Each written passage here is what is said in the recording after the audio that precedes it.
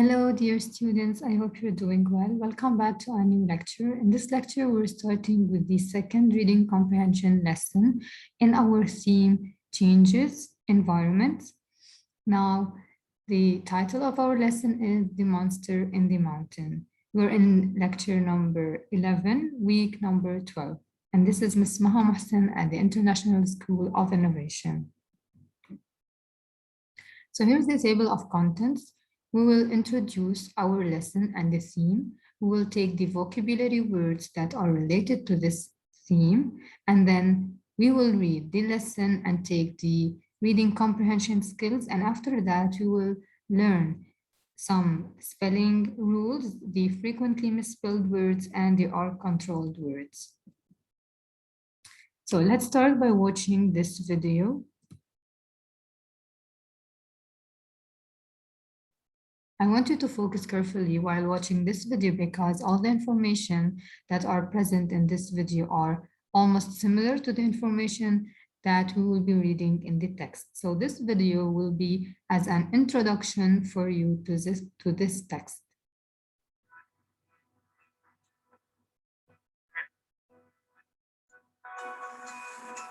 Volcanoes. In this video, we're going to learn about different types of volcanoes. The Earth is alive. Not alive like you and me, but the Earth is always moving and changing and never stays the same. You may see it right before your very eyes, or you may not see or feel it happen at all. But it's happening right now beneath our feet. The Earth is changing. Let's explore some of the ways the Earth changes. Run for your life, she's gonna blow! It's a volcano! A volcano is a fracture or opening in the Earth's crust through which magma escapes. Deep in the bowels of the Earth, beneath the crusts are vast chambers of molten liquid rock we call magma. Magma can slowly cool and become hardened, or magma with trapped gases can flow and feed a volcano and rise to the surface of the Earth. When magma reaches the surface, it becomes lava. A volcano may be active, or a volcano may be dormant, which means that it's only sleeping and may someday erupt. Or a volcano may be extinct, which means that it was once active, but will probably never erupt again. Let's explore three types of volcanoes. Millions of years ago, the islands of Hawaii emerged from the sea, powered by erupting volcanoes. The formation of the islands of Hawaii are examples of shield volcanoes. Some of these volcanoes are active and continue to erupt. Other volcanoes have been dormant for 1 million years. These volcanoes are massive in area and have gradual sloping sides. The eruptions are like fountains, and lava flows are very liquid. The Loihi volcano, south of the big island of Hawaii, is one actively erupting volcano under the sea. Loihi is a seamount rising 10,000 feet from the floor of the Pacific Ocean. And as it continues to erupt molten lava, it one day will become an island all its own in about 100,000 years. Shield volcanoes are not as explosive as cinder cone volcanoes. A cinder cone volcano has straight, steep sides. In 1943, Senor Pulido was working in his cornfield near the village of Paricotin, Mexico. Pulido tells the story that as he and his family were working in the field, that the earth began to tremble and shake, and right before his very eyes, the ground swelled to over 6 feet.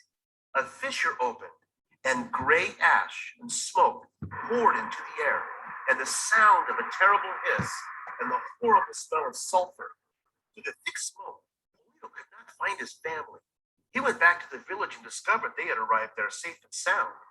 Through the days and weeks and years that followed, the volcano would continue to grow to over 1,300 feet high, or 396.24 meters, spewing hot smoke and ash into the air. Everyone had to be evacuated and find another home as thick, slow-moving lava would advance to the villages of Paracutin and San Juan, which were destroyed. Can you imagine how awful that would be?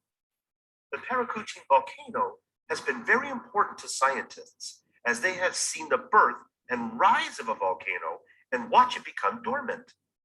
And though a cinder cone volcano may be terrible, it is no match for the spectacle of a volcano, which can be far more powerful, far more terrible, far more frightening, and more explosive.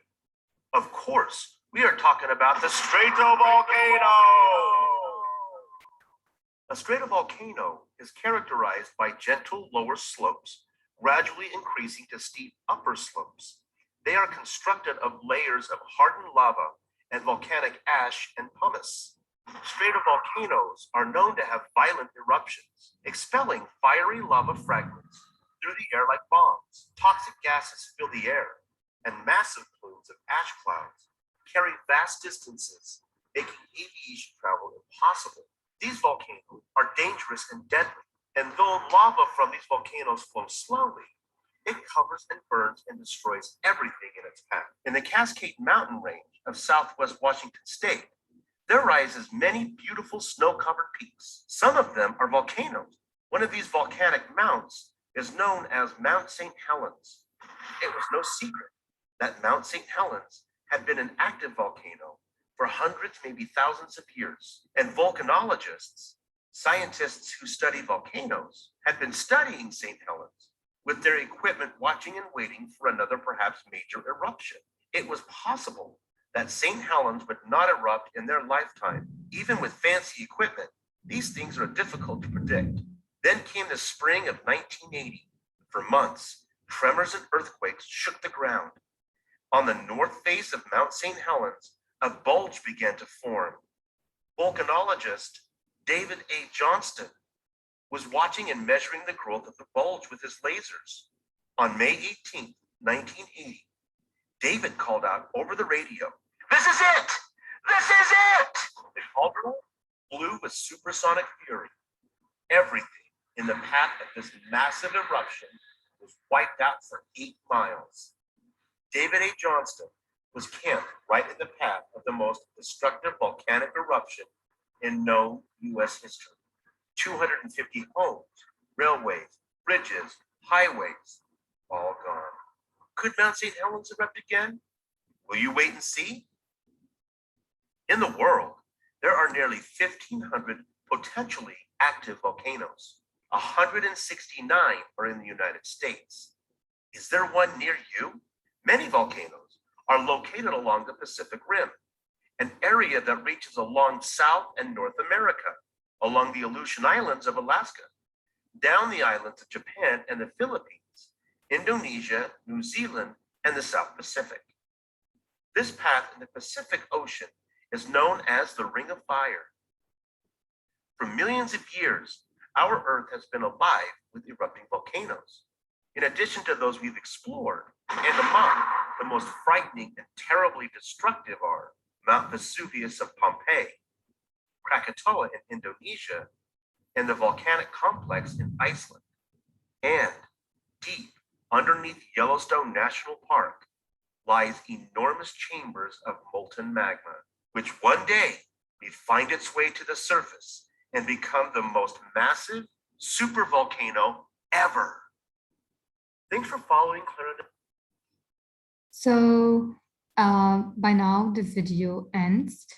I hope that you understood everything that was explained in the video. If not, of course, you can go and watch this video again at any time. As I said before, all the information that were mentioned in the video are almost similar and also mentioned in the reading comprehension text.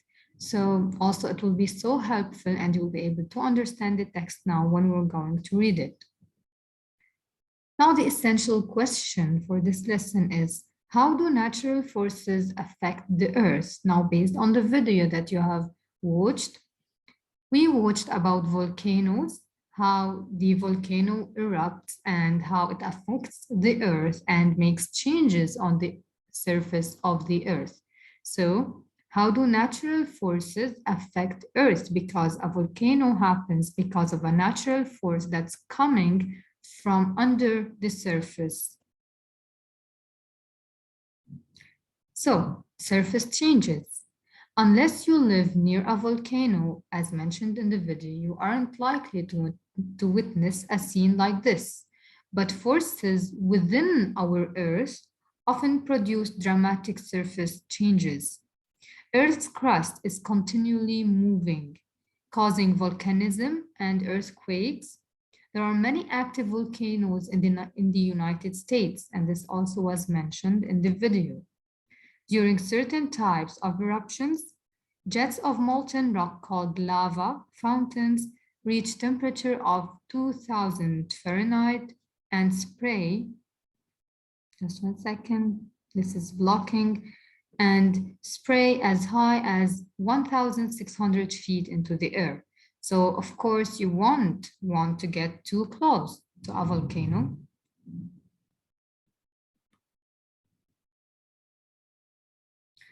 Now, also based on what you have watched in the video, you can see that there are different levels for a volcanic eruption. There is first the alert where the Earth's surface starts to shake, and then you can see some smoke going out of the top of the volcano, and then more and more, and then the lava starts going out, and then more lava and more smoke, and also all the material that gets out of the volcano that are like a bomb.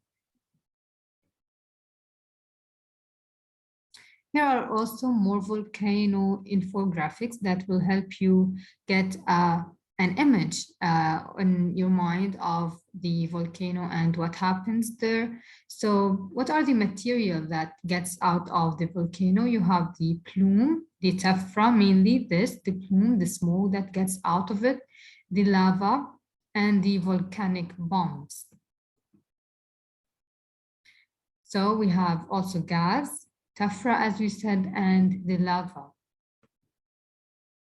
We also saw in the video the Pacific Ring of Fire, and this is an infographic that shows you how it looks and how it's spread amongst different countries in the ocean. And here also you can see the effects. This is also a volcano infographic that's showing you the effects of a volcano. It affects humans, as mentioned in the video. When there is a volcano erupting, people cannot stay and live beside it. So they need to move to another place. It affects the nature, the surface of the earth. It affects the weather, and it affects the material. So based on the infographics and the information we said and all that was mentioned in the video, I want you to write the words that you have learned, the new words that you have learned about Earth's surface changes. Now let's start with the vocabulary words. You're going to read each sentence and use the pictures to figure out the meaning of the vocabulary word, and then you will try to answer the question on each word. The first vocabulary word is cascaded. It means pour downwards rapidly and in large quantities. Just like here, the water is cascading. So let's read the sentence. As the sink overflowed, water cascaded onto the floor. What else have you seen that cascaded? We have seen the lava cascading from the volcano. And then documentation. Let's read the sentence. The scientists hope that careful documentation of experiment results would support her theory. Documentation of the results. Let's read this sentence. She arranged the collection and documentation of photographs. Why is documentation, in your opinion, important? What is documentation based on the context that you have seen in these sentences? Documentation is the material that you provide. It's official material, official information, or evidence that serves as a record. So if I want to show you some information or tell you some information and official information, I need to show you some evidence that this information is true. For example, after doing an experiment, I show you documentation, maybe pictures. What does dynamic means? It means constantly changing or progressing. Something that's dynamic is something that's in a constant change. It keeps changing and developing. For example, because a tornado is so dynamic, it can quickly change course. Why are dynamic weather events often dangerous? Vocabulary word number 4, exerts. It means to apply, mainly a force or to influence. So to apply a force or influence, it means also to bring into play, to make use of, or to exercise. So mainly it depends on the context of the sentence. For example, sunny weather often exerts a positive effect on a person's mood. The sunny weather exerts a positive effect. It's applying like a force on a person. It's exerting a positive effect on a person's mood or influencing a person's mood. So it's exerting a positive effect. Just like here, the boy is exerting some force on some object. So he's applying a force, he's bringing into play, he's making a use of. For example, the moon exerts a force on the earth. It exerts a force on the earth. What exerts a positive effect on your mood? And vocabulary word number 5, plummeting. It means to fall or drop straight down at a high speed, just like as you can see here in the picture, they are falling at a high speed straight down. For example, a climber was killed when he plummeted 300 feet down an ice gully. What is a synonym for plummeting? Vocabulary word number 6, pulverize. It means to reduce to fine particles, to very small particles, or to mash something, to crush, to powder, or to press something sometimes. So also it depends on the context, how you're using it. You can see this picture, how we have some food, for example, and we are pulverizing it into fine particles, into very small pieces. Let's read this sentence. The chef needed to pulverize the spice into a fine powder. Why might a cook pulverize food for a recipe? Vocabulary word number 7, scalding. It means very hot or burning. As you can see here in the picture, this water is scalding. If you put your hand in that water, of course, you couldn't even put your hand. So if you just touch this water, your finger, for example, will get burned. So it is very hot, it's burning, it's scalding, just like the lava that's coming out of the volcano. So for example, she took a sip of scalding tea. You should keep scalding soup cool before trying to eat it. What might happen if you eat or drink something that's scalding? Of course, the person will get burned. And then the 8th vocabulary word, shards. A piece of broken glass, ceramic, metal, or rock, typically having sharp edges. So shards are pieces of something that's broken. It's either the glass, the ceramic, the metal, a rock, any object that is broken into pieces. And these pieces should have sharp edges, just like here you can see. The ceramic and the glass in the pictures, you have shards of glass that have sharp edges. So for example, the vase fell off the shelf and broke into many shards. What would happen if you remove shards with your bare hands? What else could break into shards? And then the vocabulary word number 9, newsreels. What are newsreels? They are short films or video or documentary that we see on the news. I put here for you these pictures of the Beirut blast. Now, on the TV, everyone was able to see the Beirut blast from the newsreels, from the videos and short films and documentaries that were presented on the news. For example, Marta Ramirez saw newsreels that showed B-25 airplanes flying near the smoky plume of a volcanic eruption. What newsreels have you watched during Beirut blast? You can see here some images, and there are also other newsreels that you have seen during the Beirut blast. And the 10th vocabulary word is plume. It means a long cloud of smoke or vapor resembling a feather as it spreads from its point of origin. So what you can see here is the plume, the smoke that's coming out from the volcano. She saw the smoky plume of a volcanic eruption. What comes out from a chimney? Now, regarding the vocabulary words, there are also additional vocabulary words that I have added to the vocabulary worksheet. I also want to note you that there is a vocabulary worksheet that's also uploaded on the Padlet in week number 12.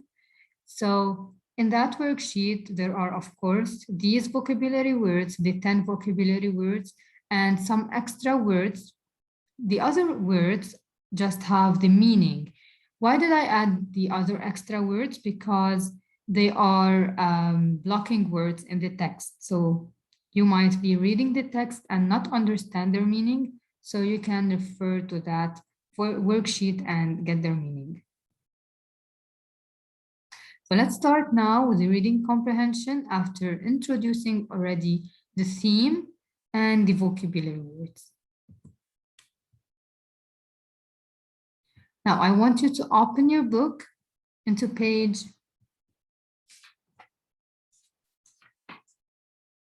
64-65.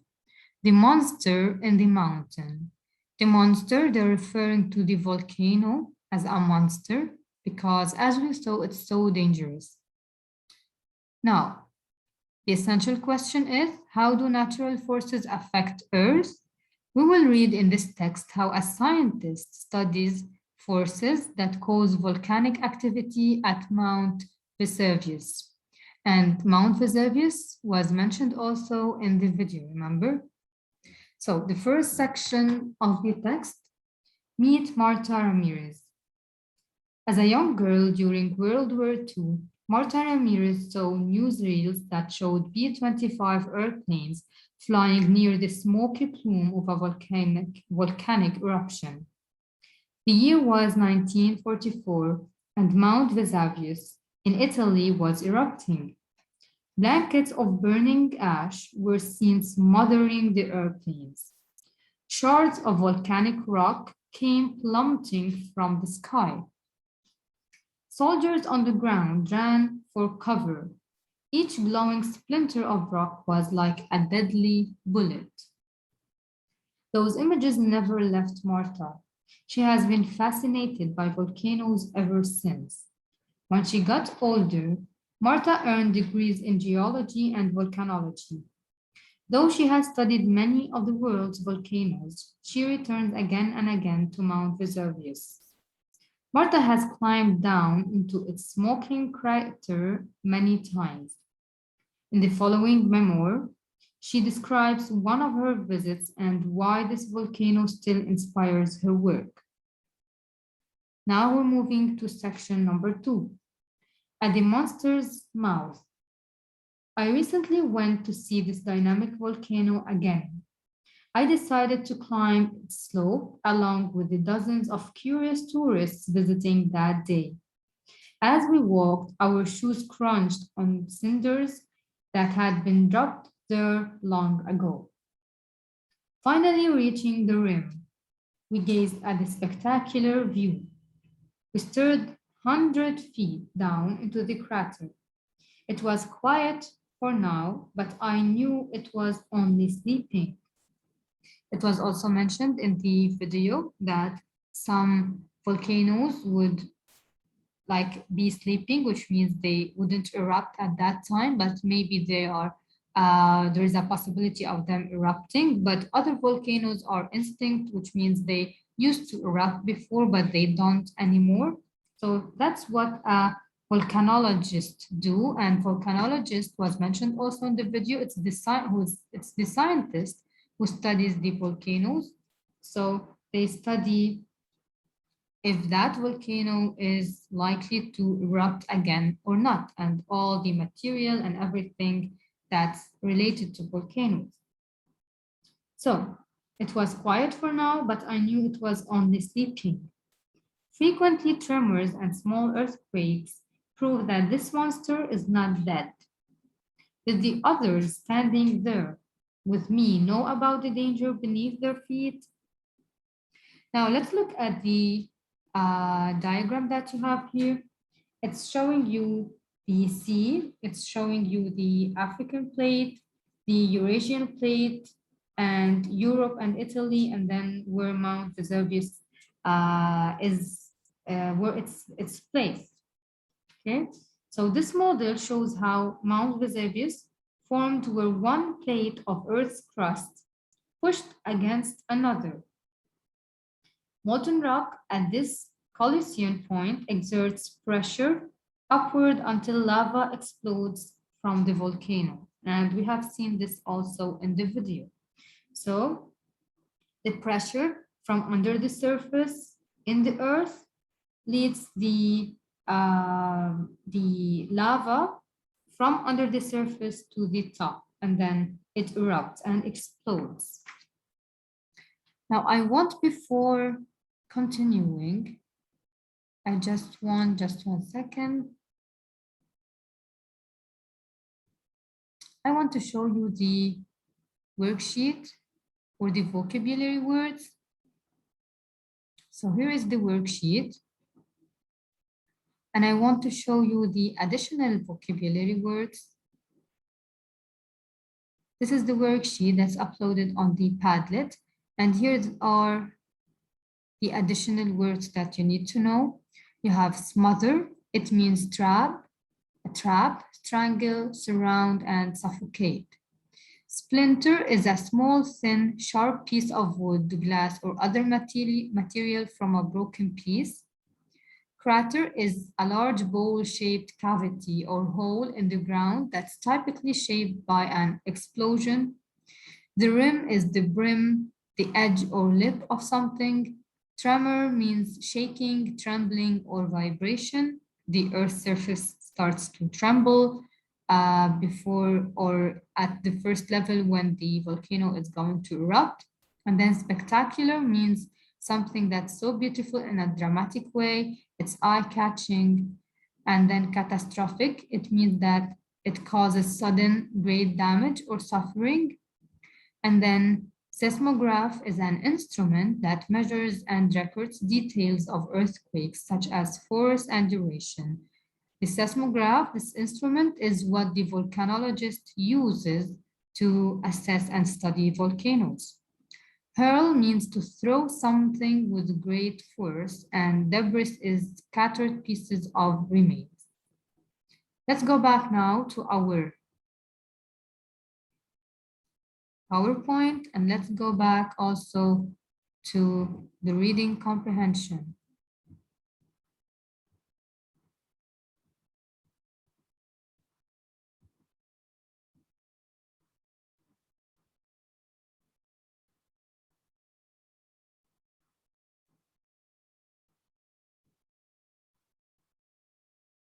All right, now we're on pages 66 and 67. So every time I see this volcano up close, I think about how it had roared like a lion back in 1944. Now here, Marta Ramirez is talking when she says, I think about how it had roared like a lion back in 1944. So Marta Ramirez is the person who's talking here. The trembling earth shook buildings for miles around, and streams of scalding lava flowed down the sides. Like glowing red fingers, they stretched out to crush defenseless homes below. So as we said before, homes, people, they all get affected because of the volcano. It must have been terrifying to witness in person. Today, the lava that once cascaded down the mountain is hard and dry. So as also was mentioned in the video, the lava after some time turns to like rocks. It turns to be solid. It doesn't stay in the liquid form. So it becomes hard and dry. And sometimes it shapes the mountain, or it shapes also some islands in the sea. It looks a bit like the skin of an elephant. So here they are comparing, they are giving you a similar characteristic, that the lava is like the skin of an elephant, and this is simile. And now we're moving to the third part, when the monster awakens. There is a lot of documentation of Vesuvius's past. Geologists have gathered this evidence of earlier eruptions by studying the rocks that were formed. Before 1944, the most catastrophic eruption occurred in 97. A Roman writer named Pliny the Younger described it in detail in his letters. On the morning of that tragic day, no one guessed that an enormous volcanic explosion was about to pulverize tons of rocks and send it raining down on the city. People wouldn't know that thick, dark ash and fiery lava would completely destroy the nearby cities of Pompeii and Herculaneum. And also Pompeii, and as I said, the volcano was mentioned in the video. Remember, it's the ancient city there.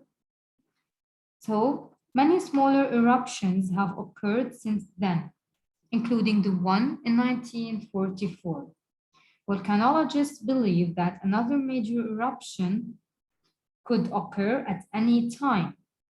So volcanologists, the people, mainly the scientists who are using specific instruments to study the volcano, they are predicting that the volcano might erupt at any time. The probability grows with each passing year. To watch for geological changes within Vesuvius. Geological means the study of the surface of the earth. It's geology, the study of the surface of the earth. So they are looking for geological changes, which means changes on Earth's surface within Vesuvius. We have set up seismographs. You have seen also the meaning of this vocabulary word. It's an instrument that geologists use.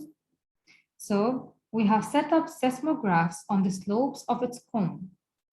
These instruments measure the slightest shifts in the rock beneath the mountain. During one dangerous but exciting mission, I climbed down into the crater itself. Also, Marta Martinez is talking here. Sorry, Marta Ramirez. Marta Ramirez is the person who's talking here.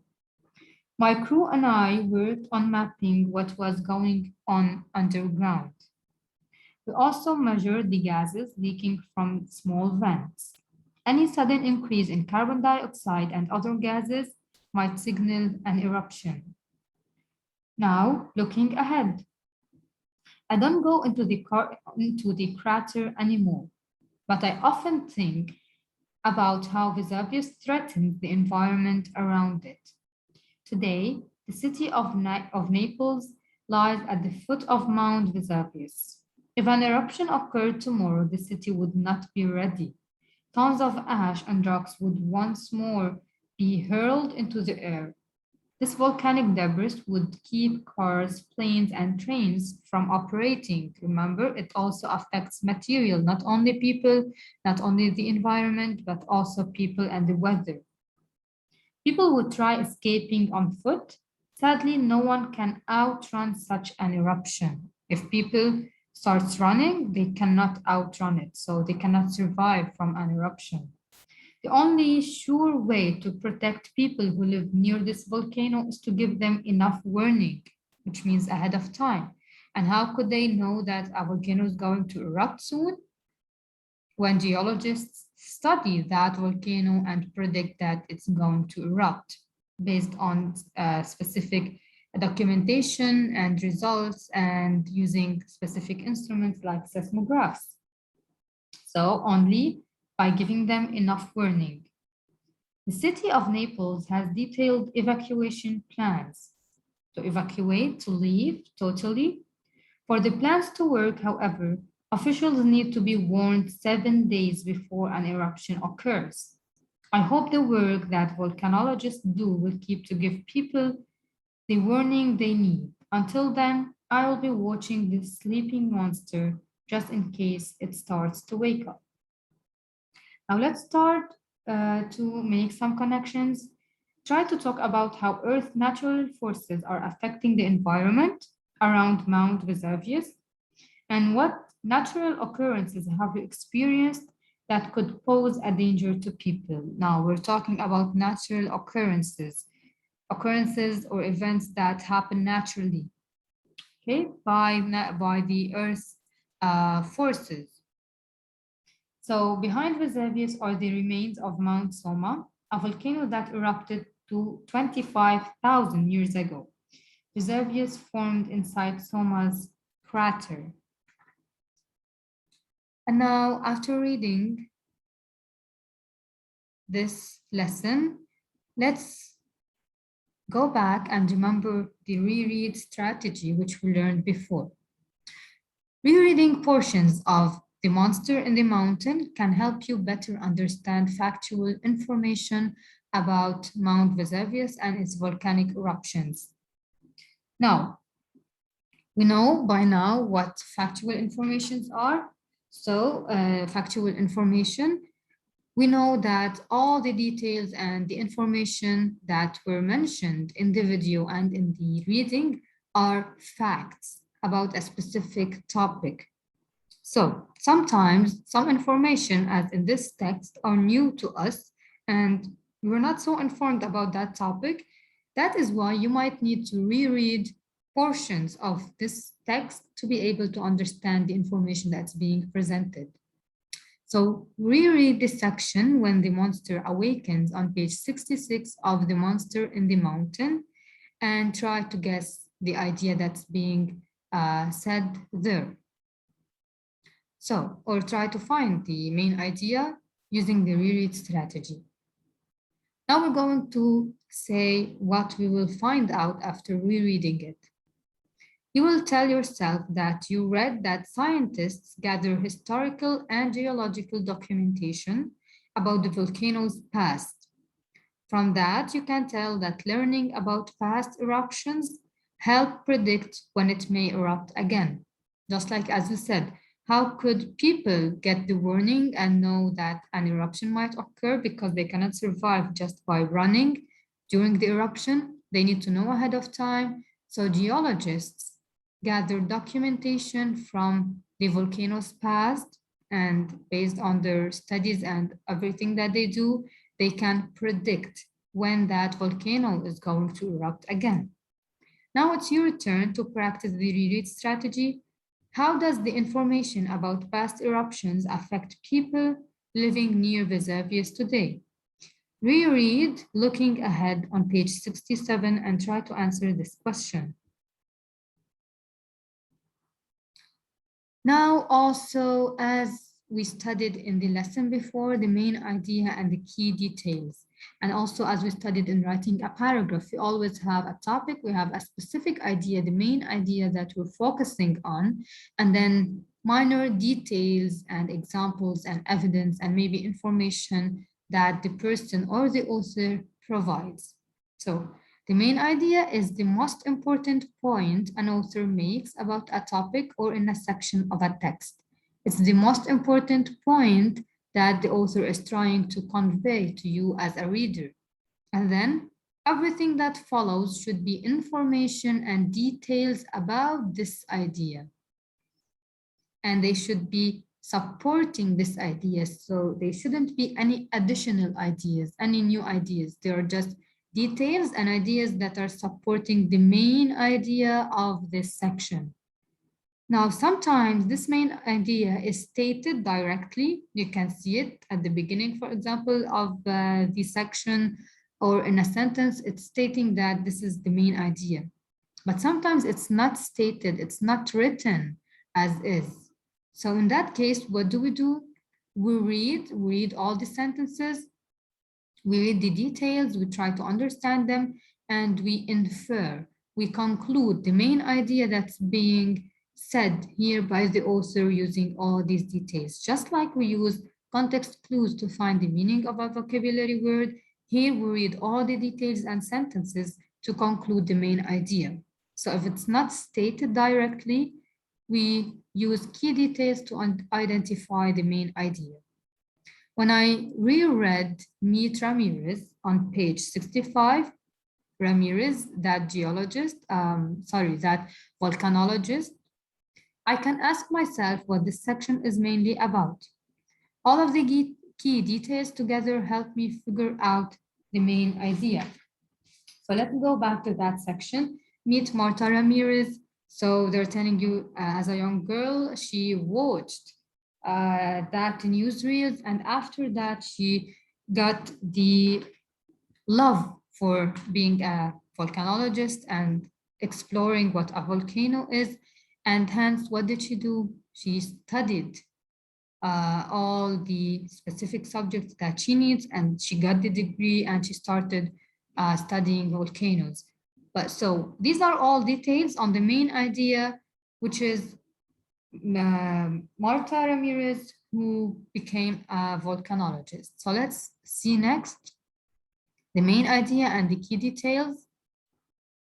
So the main idea is that Ramirez's childhood fascination with Mount Vesuvius led to a lifelong career as a volcanologist. As we said, she just saw a newsreels on the TV when the volcano in 1944 erupted. She liked everything that she saw. She had the motivation to know more about that, and that fascination led her to become a volcanologist.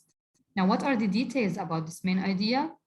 That she saw the dramatic newsreel, as I said, the images of Mount Vesuvius erupting in 1944, and that's Mount, there's a spelling mistake here. And then detail number 2, Ramirez earned degrees in geology and volcanology from the university, of course. To become a volcanologist and a geologist, she needs to get a degree and study that major or that subject. And the third detail is that she has studied many volcanoes and Vesuvius in particular.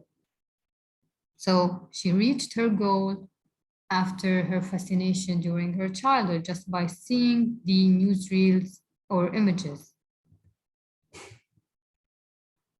Now we're moving to the genre of this text. The genre is narrative nonfiction.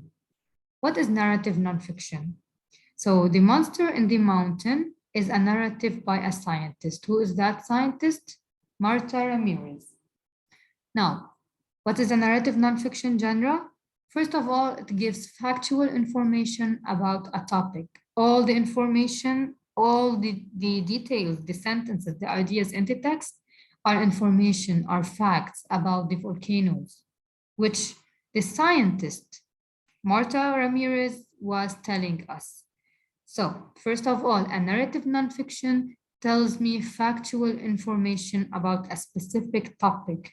And then it may tell me one person's experiences that are related to that topic.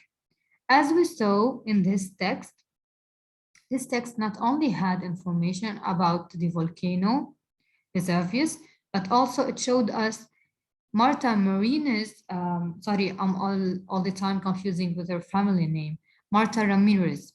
So it's in this text, it is showing us the experience of Marta with the volcano and the study of the volcano and being a volcanologist. So she shared her experience, she shared all the information from her personal experience, from her personal point of view. She was saying I, so she was telling us as an author, she was part of this text, she was a character there, and that's why it's a narrative nonfiction.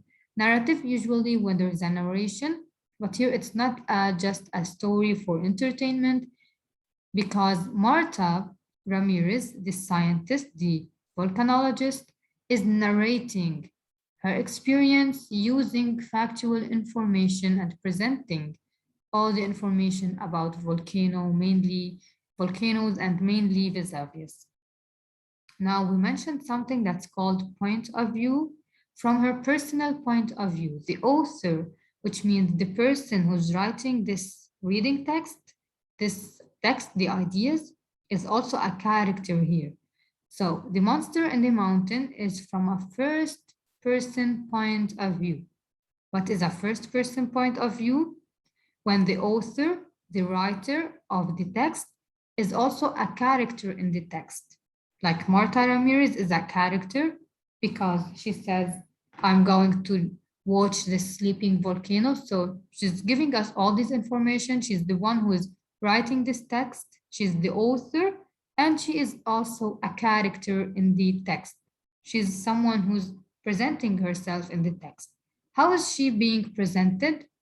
How did we know that she's there? Because she used the pronouns like I, we, me, my. So if in a text, these pronouns that refer to the person who's speaking, when I'm saying something and I say, I'm going to do this and this, I'm giving my point of view, personal point of view, I'm talking from my first person point of view, I am present here, so I'm the one talking. That's why when we see these pronouns, we know that the author is also a character. And in that case, the point of view would be the first person point of view. Now we're going to learn about metaphor and simile. If you remember, while I was reading, I read a sentence where there was simile and I told you this is simile. So what is simile? A simile compares two things or idea using the words like or as. First of all, what does it mean to compare? When I am comparing between two things, I am giving similarities. So when I compare, for example, my dress to your dress, I tell you my dress is like your dress in color. It's like your dress that it has this, I don't know, this pocket on the left side. So when I'm comparing between two things, I'm showing similarities. Now, in a simile, I would be comparing two things or two ideas or more than two sometimes, and I use the words like or as. For example, each glowing splinter of rock, remember the rocks, like the rocks that were going out from the volcano, they were like a deadly bullet. So here we're comparing the rock to the bullet, that they are both deadly. Now, if a bullet gets to hit someone or mainly gets into a human's body, it kills that person. Similarly, that rock is deadly. So here they're comparing two things, the rock and the bullet, that they're both deadly. And we're using the word like. How do I know that we're comparing them? Using the word like. The word like tells me that this is like this, where the rock is like the bullet. So again, we have a simile here. We're comparing two things using the word like, or I can say as a deadly bullet. Now, what is a metaphor? A metaphor is also a comparison between two things or two ideas, but we do not use the words like or as. So we're also comparing two things that are similar, but I'm not using words like or as. For example, when I say blankets of burning ash, I didn't say the burning ash is like blankets. I didn't use like or as, I just said blankets of burning ash. Now here for sure, I'm comparing the burning ash to the blankets, that they are similar, they share similar characteristics. Burning ash are like blankets, but I didn't say like, I just said blankets of burning ash.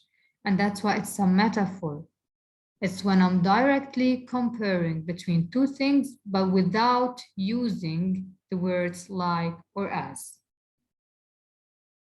Now, I want you to think of other simile and metaphor and share them. And as I said before, you can refer to the text and look for sentences that have simile and metaphor. Now we're learning some spelling rules, the frequently misspelled words, and then the R-controlled words, or mainly the R-controlled vowels, and then we will end this session. Now, what I want you to do is put a piece of paper in front of you and stop looking at the screen. Just listen and write the words that you're listening. After I'm done, I will tell you to look at the screen and check your words and check if you spelled them correctly or if you misspelled them, because the words that I'm going to read are words that confuse students and people sometimes, so people usually misspell them. That's why they're called the frequently misspelled words. Now I'm going to read them. Stop looking at the screen. You can pause, go get a paper and start writing the words that you will hear. The first word is it's. It's. The second word is it is. It's so beautiful. It is as in it is so beautiful. And then height. His height is 2.2. And then your, as in give me your book. And then your, as in you're so smart. And then to, as in we're going to school. And then to, as in you're too fast. And then to, as in I have 2 pens. And then exceed. Then schedule. Then referred. Then wait. Then there, as in where is this? It is placed there. And then there, as in they gave me their bag. And then there, as in they're coming. And then affection. Affect. Both. Because. Foreign. Special. Receive. Believe. Acquire. Accept. Quote. Adapt. And excuse. Of course, you can repeat this part and listen to it again.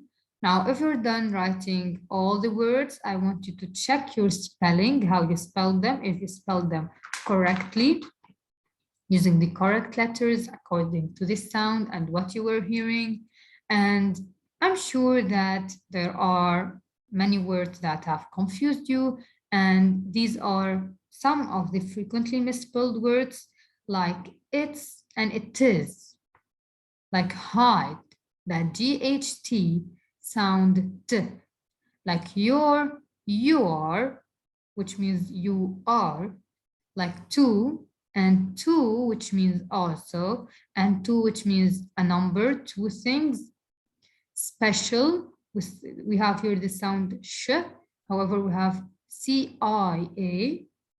Receive, we know the rule that I is always coming before E, except when we have C. After C, we write E and then I. So I before E, except after C.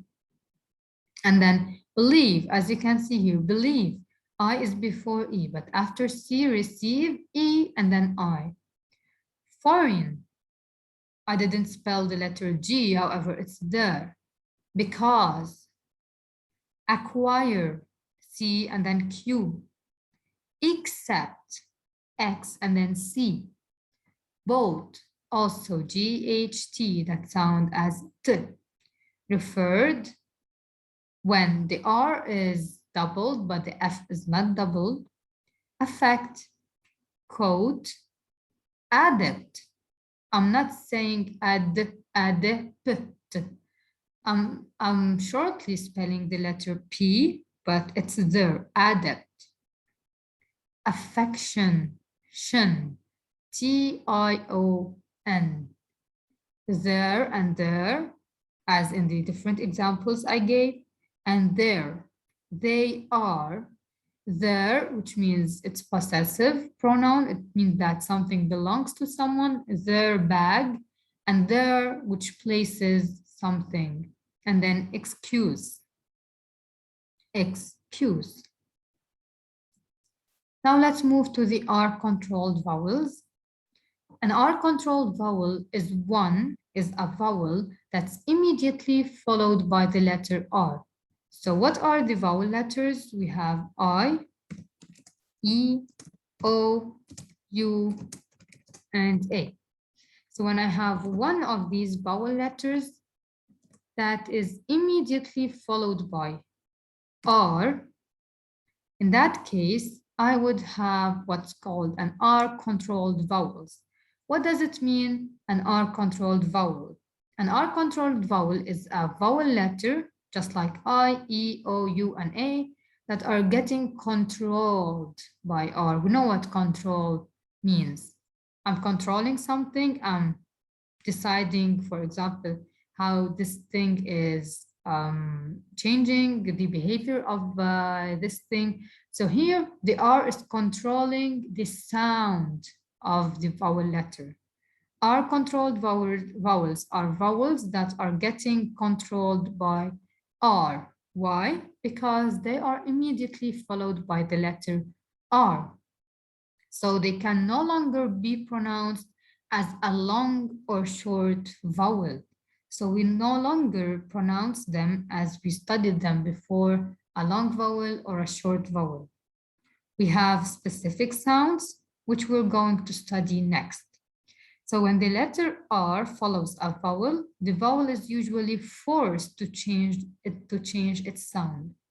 That's why it's called the bossy R. We can call it the bossy R because it's acting like a boss and it's controlling the vowel letters and their sound. So let's listen carefully to these sounds. We have here March. So we have the sound R, March. So the sound R, and it's written this way, the letter A with 2 dots on it, and then the letter R. And this is called the sound R, as in March, March.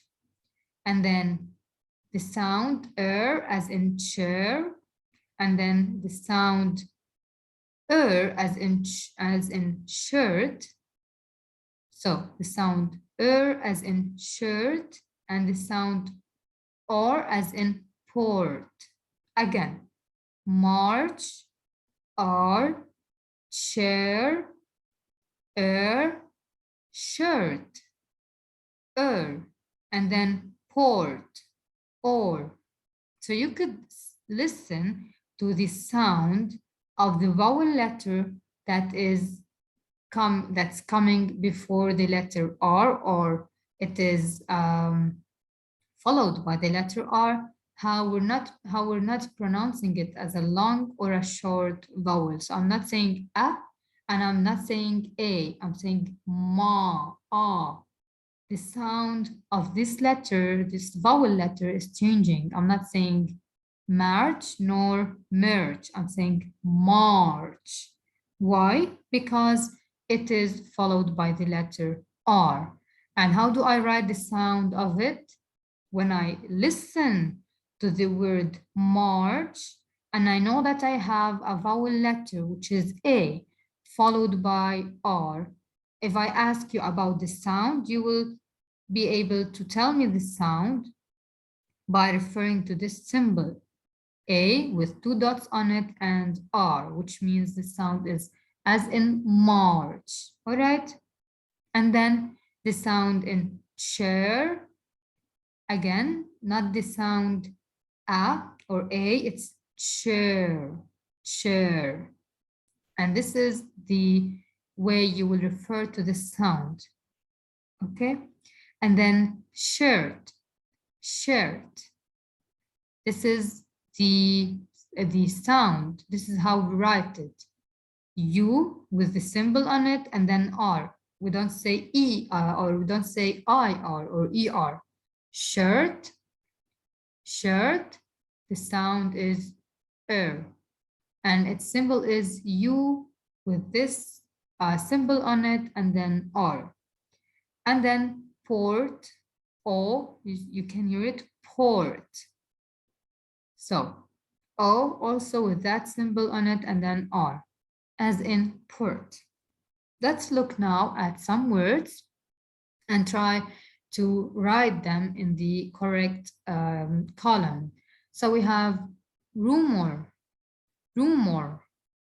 So you could hear or as in port, rumor. So we write it here. And then earnest, earnest. So does it sound like march, earnest, march? Does it sound like chair, earnest, chair, or like shirt, earnest, shirt, or like port? Obviously, it sounds like chair, earnest. All right. So the sound here of A followed by R is as in chair, which is so it refers to this column. And then court, court. It has the sound or as in port. So court refers to this column. And then bargain, bargain, R, bargain.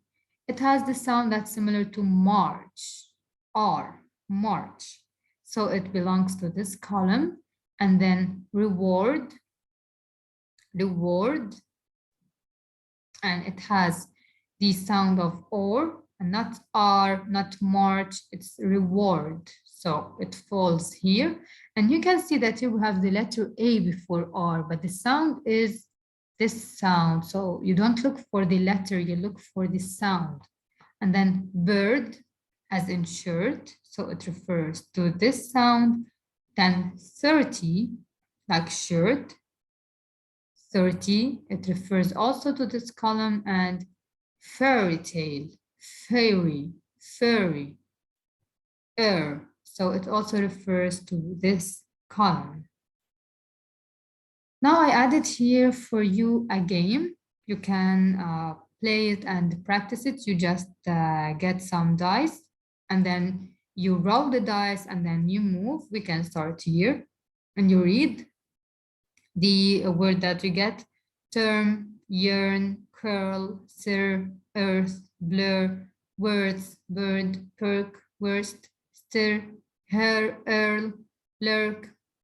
And then you start here. And then you go search, fur, hurl, herb, third, blur, worm. And then you go here, you can come here, turf, perch, word, and lurk. And with each word, I want you to guess the sound and then go and check the sounds if they're correct. I hope that everything was clear. Here our lecture comes to an end. Thank you for watching. If you have any question, of course, you can access me by sending me an email at mohsen.ischooli@gmail.com. You can follow me on my Instagram page, Learn with Maha. So this is Ms. Maha Mohsen at the International School of Innovation.